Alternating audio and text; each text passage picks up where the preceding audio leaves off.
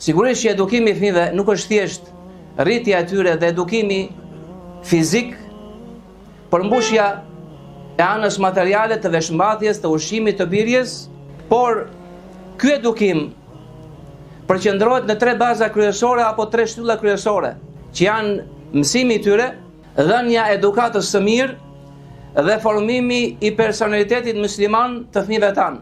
Le të ndalemi së pari tek arsimimi i tyre.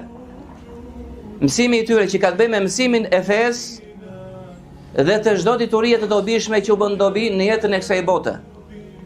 Së pari është mësimi i fesë, pra tu mësosh fëmijëve të tu fenë e Allahut të lartësuar, tu mësosh tauhidin, njësimin e Allahut, madhërimin e tij, tu mësosh akiden e pastër, tu mësosh namazin, tu mësosh virtytet e larta, ti bromosësh me doktrinën e pastër islame dhe adhurimin e Allahut të lartësuar. Ndaj dhe profeti i dashur sallallahu alaihi wasallam thotë se cili prej ju është kujdestar apo bari për kopen e tij, pra për ata që kanë nën kujdestarin e tij. Më pas e përshkallëzon profeti alaihi salatu wasalam fjalën e vet, duke përmendur imamin e drejtë, pra imamin musliman, udhëheqësin të parin e vendit, i cili është përgjegjës për popullin e vet. Më pas thotë dhe se burri është përgjegjës dhe kujdestar në shtëpinë e tij.